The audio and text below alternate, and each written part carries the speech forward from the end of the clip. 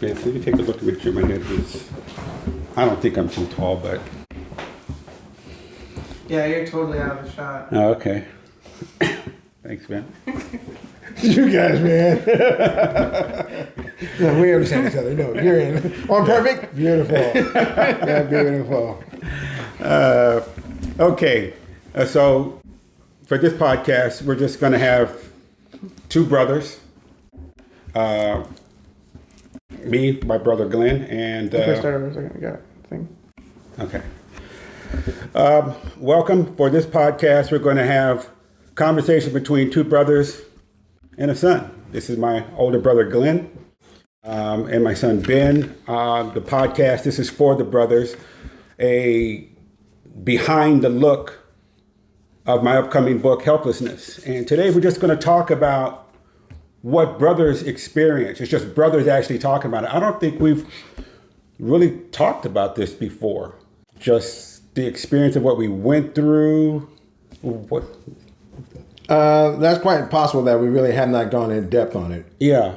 About it. Yeah. So this will be the first time, and Ben, son, nephew, has watched us over the years navigate our way around this topic.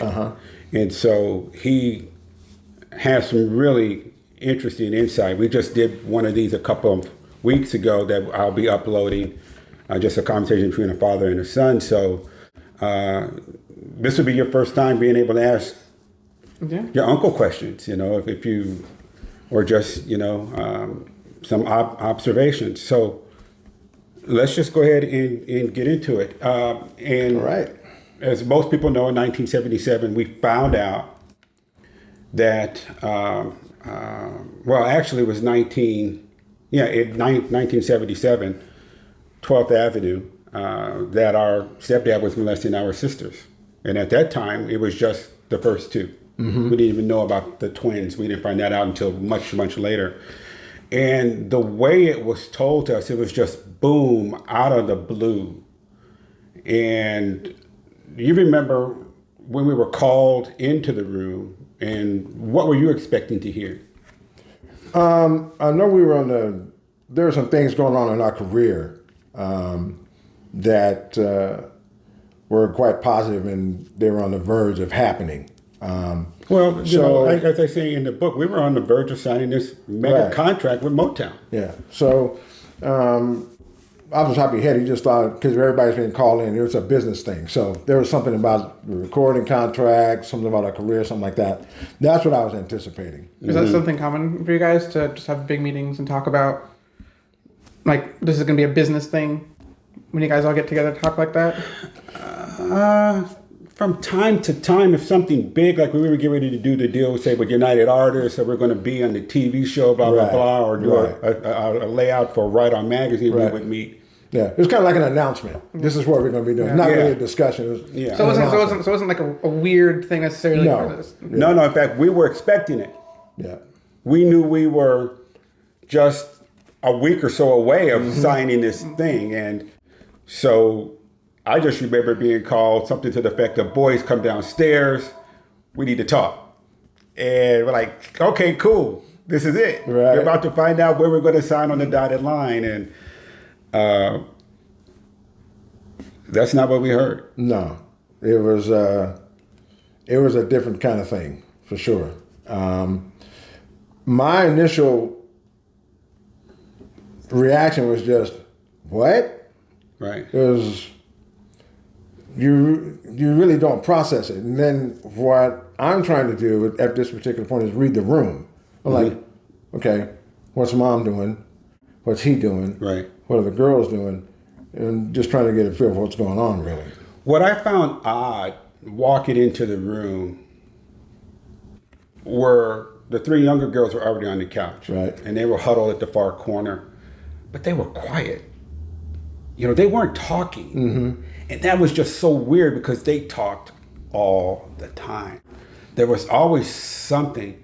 But during the lead up to this, there was this frenetic energy going on, doors slamming, blah, blah, blah, downstairs. And I just knew that it was Mom and our two older sisters, but I had no idea what was going on. And it was kind of this energy. But I'm thinking like you, we getting ready to find out we've arrived. Right. You know, our time has actually hit. And then, you know, you walk into the room, our oldest sister, she's pacing back and forth in front of the archway and like, whoa, this is weird. And then we were hit with the news, and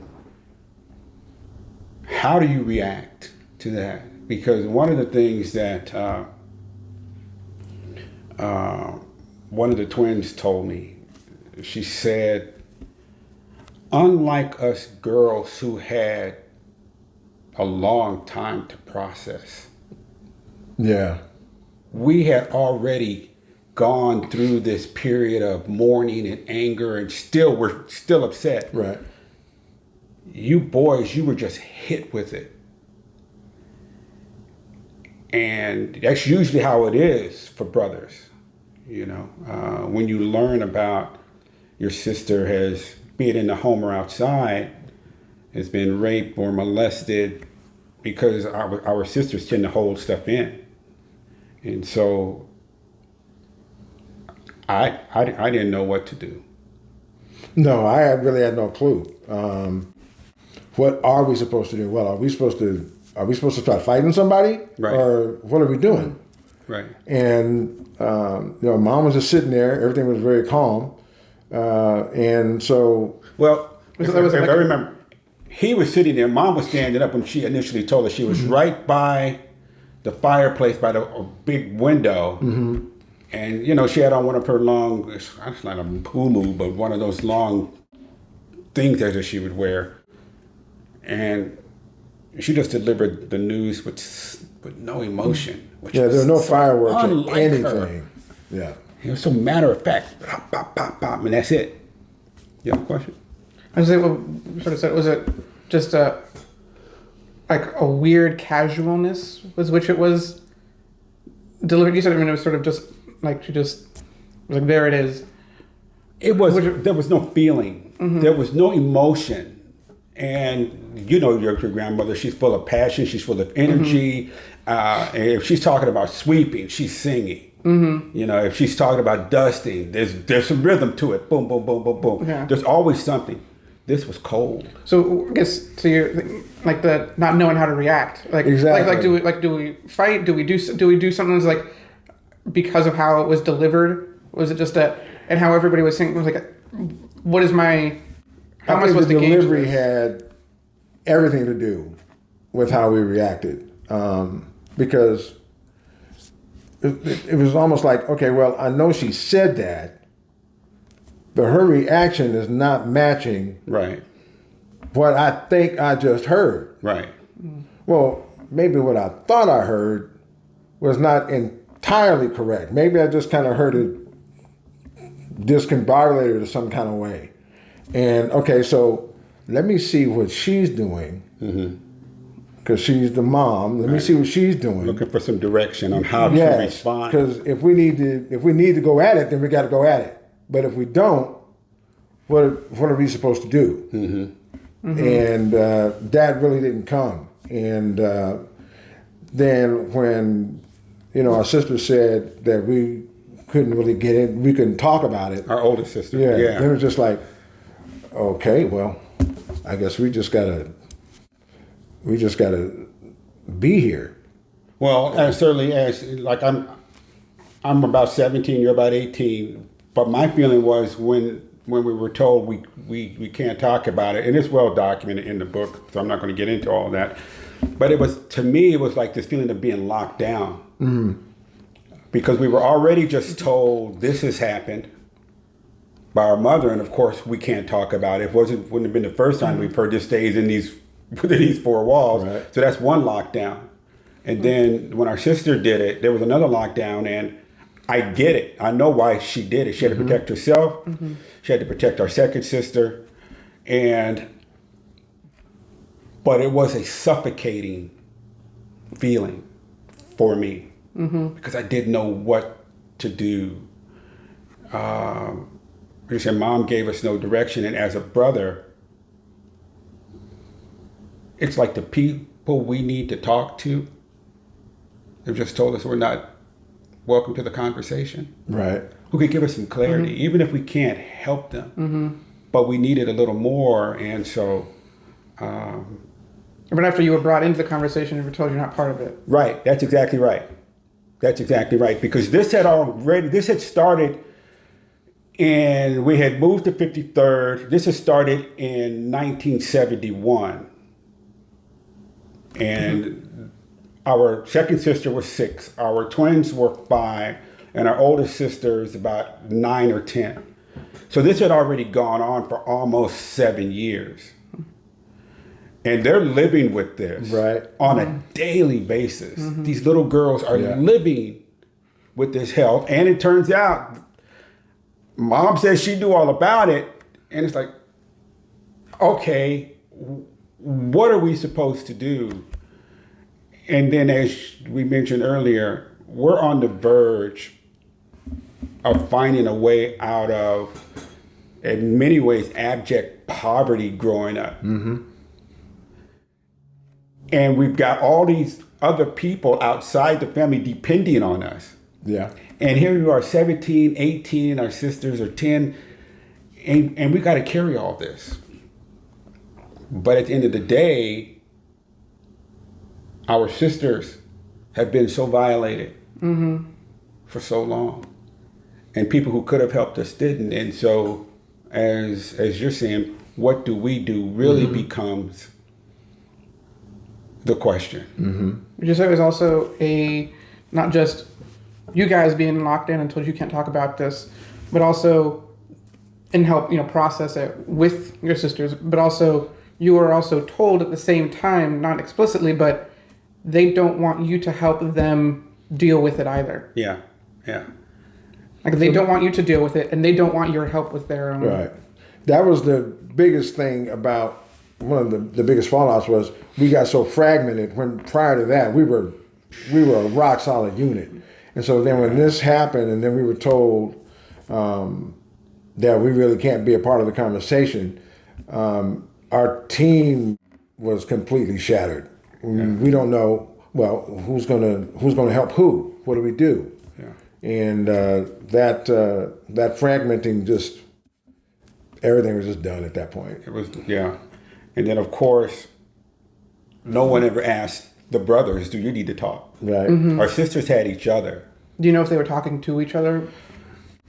I think the two oldest ones were talking because they were the ones who brought the conversation forward. In fact, it was our oldest sister, the third oldest in the family of the kids, who forced your grandmother's hand.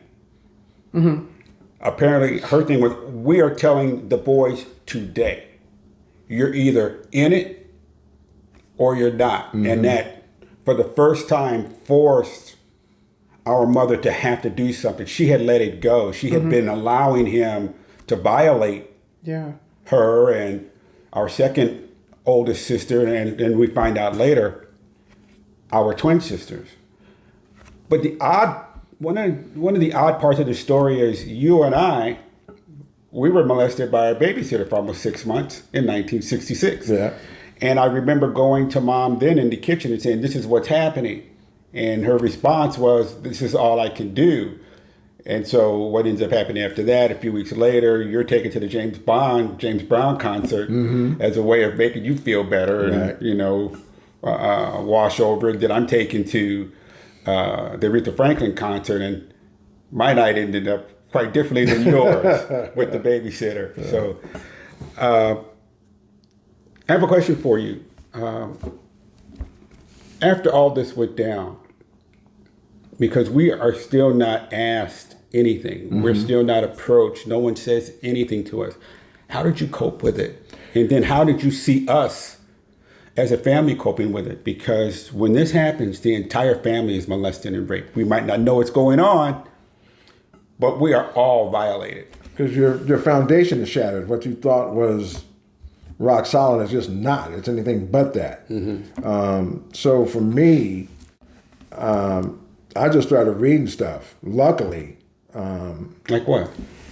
What was the first book I read? It wasn't one of your comic books, was it? Because you were the comic book king back then. That's true. If I remember, Thor, save me! One of my first readings was psycho-cybernetics, and then just that kind of stuff. You started that shortly after this? That's when you started all that self-development stuff? Yeah. I didn't get into it, like when you introduced me to some other stuff later on, I got into it heavier, but I started then. And that's the only thing that kept my head on. And because then reading that kind of stuff, it made me aware of the fact that my happiness is really, it's going to be up to me. I got to do it. Because that's really what it was like for us. Yeah. We quickly realized individually, you're on your own. Yeah. There is no one here you can go to because your sisters don't want to talk to you. Your mom definitely doesn't want to talk to you. He definitely doesn't want to see your face. And then we didn't know how to communicate with each other as young men and our two youngest brothers. So we quickly realized, and it sounds like you went to the next step quicker than anyone else. You started looking for things to help you cope. You are on your own from this point on. Even if you still stick around, you're on your own. Yeah, if there's anything important that you got to talk about, there's nobody to talk to. Right. No matter what it is. If it had to do with another relationship with somebody else, something you ran into on the street or something like that, no matter what it was, you were just going to have to handle it. It was just you. There wasn't really a team aspect to our lives at that particular point. Everybody was solo.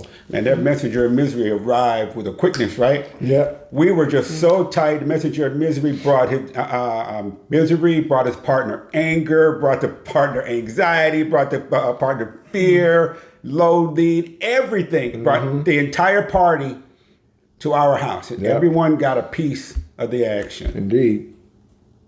Can I ask, how did you guys maintain, with all that, a relationship with each other? I mean, for most of, I'd say for a good portion of my life, I've known you've had 7 siblings, but I've only known 2 of them.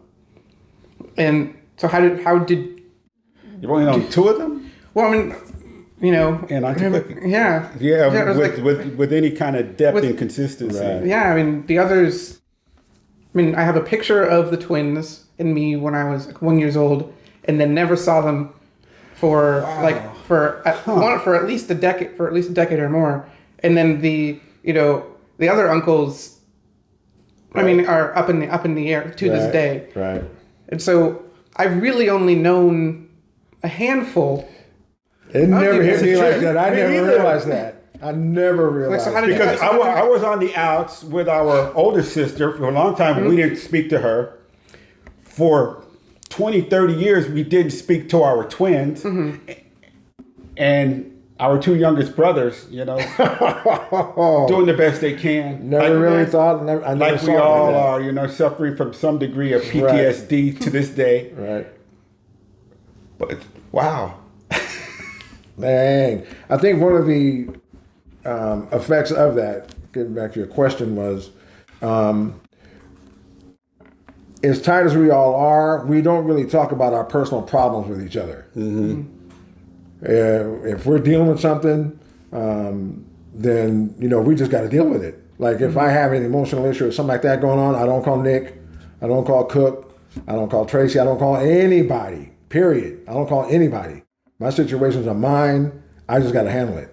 And I think that kind of rained down to all of us. We don't consult each other or go to each other with that kind of stuff. I will go to Cosette because we are pretty tight. But you're correct. That's something that even that takes me a minute. Yeah. I just don't. Yeah. Yo, this is what's going on. Right. Like, no, it's going to take me a while. Right.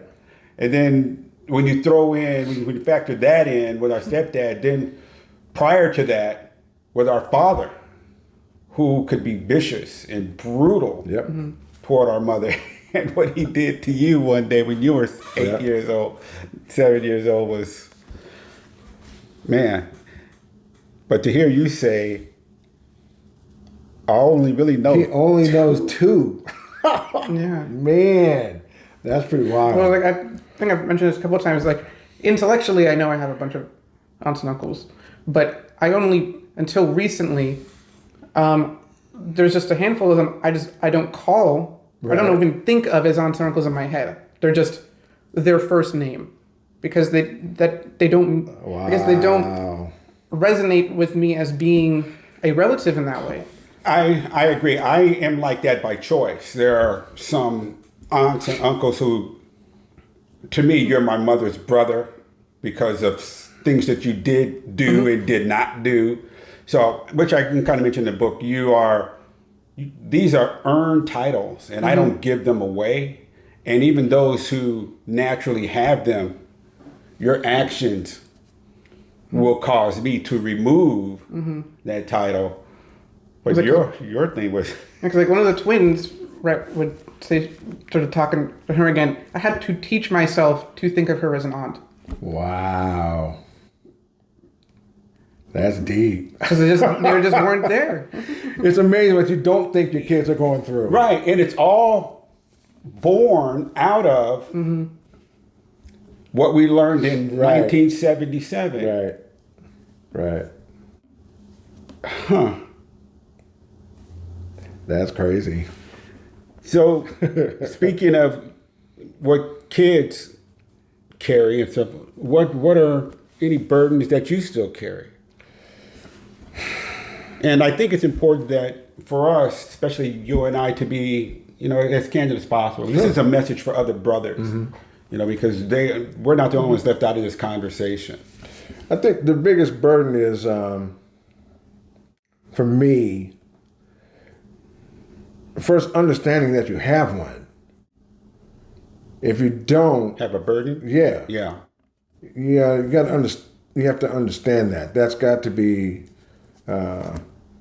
step one, because otherwise you're just fumbling around in the dark. And it's scary because you have to realize you weren't able to defeat whatever the demon was years and years ago. So you're still carrying it. And how do you get to the point where you can just defeat this thing or handle it? And one of the other areas, I guess, it would be in relationships, that kind of thing. Because in relationships, nobody will get to see me cry. Nobody's going to get to see me just sit down and put my head in my hand and just wonder, what am I going to do? Nobody's going to see that. And any challenges that I have, I just have to internalize it. And I don't trust anybody with that part of me. To this day. To this day. Well, Is that for you something that you want to be able to do? Because to me it would sound like that kind of has a denial built into it, that yes, I recognize I have a problem, but I'm still not willing to share the problem. And so how do you get past the problem if the only one judging whether or not you are progressing is you? You see what I'm saying? You don't have anyone to bounce any of your stuff off of. Luckily I do. So I could see my progress. Right. My kids, they've seen me crying, Patty's seen me crying, like over this stuff. And so it allows me to see me progressing, and I'm able to I'm not in my own echo chamber, so to speak. okay. I am in an echo chamber. And it's not as brutal as it can be for some people, because I try to work on myself all the time. And the only thing that even got me through all that part was sisters Cookie and Tracy. Because if it hadn't been for them, and the fact that even through this, they accepted me and they loved me, and they made me aware of it. If it hadn't been for them, if it hadn't been for those two, I don't think anybody could save me. So, because they accepted me, I was able to accept myself, and just know that I just keep working on me. And but like I said before, the first thing you got to do is just understand that there is a burden. Because I think, like up until the letter that Ray sent the other day, I didn't see myself as any kind of victim at all. Still, knowing that you're going through this with the book and all that, I'm like, I'm not going through that. I'm still on my own, basically, dealing with it. So, but that's still a conscious decision on your part. For the most part, because being married, I thought that was going to be my safe space for that. Okay. And then when it wasn't, it was like, well, nobody else is going in there. Well, that was interesting because that was my safe place. Yeah. When Patty told me, "You're a victim," I'm like, "Please, Right. What the hell are you talking about?" She's like, "What are you talking about? All of you boys are victims. Like, give me a break. Yeah. Stop. Right. Stop." She's like, "Look at you. Look at what you're going through right now. Right, we're in bed. I'm getting ready to go to sleep." And she's like, "You're a victim." I'm like, what? And then she just said, "Bop, bop, bop, bop, bop." Oh shit. Okay. Yeah. It's rough. It's tough. Yeah, because you go from being unique to being a cliche like that. Right. We were unique as entertainers and we became a cliche. We were like everybody else. Yes. Like, good. Then Bad hit me with it. Unique to cliche. But we're part of a group of millions of brothers and men who have to deal with this internally. This is the first time that I've heard you say that you have chosen to never let anyone see you drop a tear over this stuff. That's an example of what I was saying earlier about the fallout. Nobody gets to see that. I gotta handle that. And if there are times when that happens, that's just me. Nobody else gets to see it. Nobody else gets to hear it. Nobody else even gets a whiff of it. Wow. And I've had people wish that they could get to that, but like, so no. for you, there's no way for you to express it other than in your darkness. The only other person that would get to hear it, would get to see it, would be somebody I'm absolutely in love with. Other than that, see, I've been able to do it with my son, with Sydney, definitely with Patty, and obviously when I first decided to do the book thing down in San Diego, and I'm just a mess, and so I've been able to express this. And there is, and I will say this: there is so much power in not only stepping into your space and owning it, but speaking your truth to the world. It is so incredibly liberating when I did that in San Diego. I cannot express how much power, because if you're still dealing with this, he is still controlling you.